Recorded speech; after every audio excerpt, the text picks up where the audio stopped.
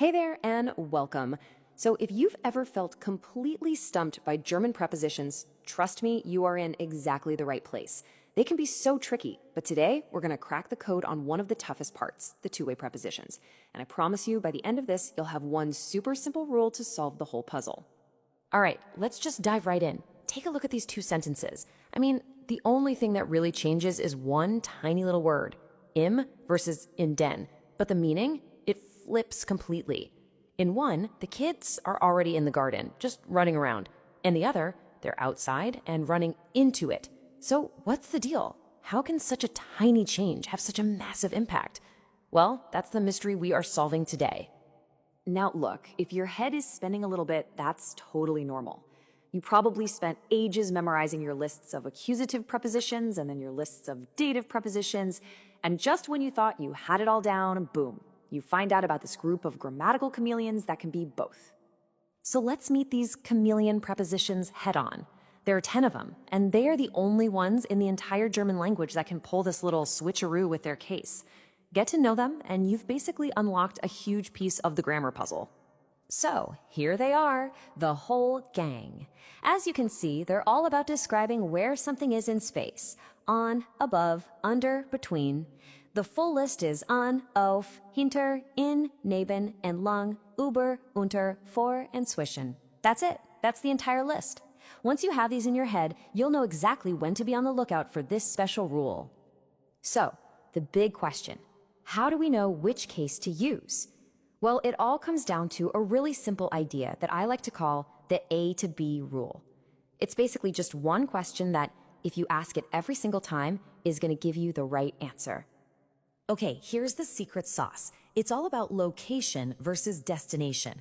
If you're talking about a static, fixed location, and you can ask the question wo or where, it's always dative. But if you're describing a change of location, a journey to a new spot, and you can ask wohin or where to, it's accusative. That's the whole rule. Simple, right? Now listen up, because this is probably the single biggest mistake people make when they're learning this. We're often told that if you see a verb with motion, it must be accusative. But that's just not the whole story. I mean, you can be running, swimming, or dancing all over the place. But if you're staying within one fixed area, you haven't changed your location. So we have to get a little more specific. The real question isn't, is there movement? It's, is there a change of location from a point A to a point B? Is something crossing a boundary? Think back to those kids in the garden. Going from outside the garden to inside the garden, that is the A to B journey that triggers the accusative. Okay. Enough theory. The best way to really get this stuff to stick is to see it in action. So let's put our A to B rule to the test with a few examples. Let's start with the preposition an. In that first sentence, ich hänge das Bild an die Wand, I'm actively moving the picture from my hands, that's point A, onto the wall, which is point B. That's a journey, a change of location. So we use the accusative. But in the second one, das Bild hängt an der Wand, the picture's already there. It's just hanging out in a static location. There's no A to B journey happening, so it's dative.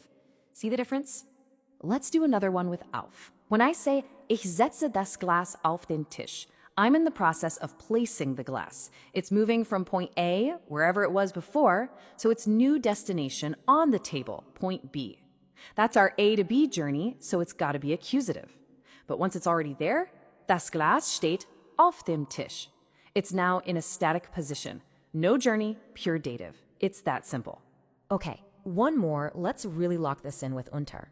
If das Kind kroch unter das Bett, we're describing the journey. The child is crawling from outside the bed, point A, to their new spot underneath it, point B. That change of location means accusative. But what if das Kind versteckt sich unter dem Bett? Well, here, the kid's already under the bed. The action of hiding is all happening in one static location, so we use the dative. You're seeing the pattern now, right? It's a really consistent, logical system once you see it. So let's package this all up into a tool you can use anytime, anywhere. Think of it like your brand new German grammar GPS. And here it is, your simple 4-step checklist. First step, you spot one of our 10 chameleon prepositions. Step 2, you ask the most important question. Is there an A to B journey happening here? Is something crossing a boundary? Step 3, if the answer is yes, you use the accusative. And step 4, if the answer is no, If it's just describing a static location, you use the dative. That's really all there is to it. So there you have it. You have totally got this. Just remember, that accusative case is only for that specific A to B journey. For every other situation with these 10 prepositions, whether it's a fixed location or just moving around within one area, you can confidently always default to the dative. So I'll leave you with a final thought to take with you. Now that you know the secret, just think about your own day, putting your keys on the table versus your keys just being on the table, walking into a room versus walking around in a room.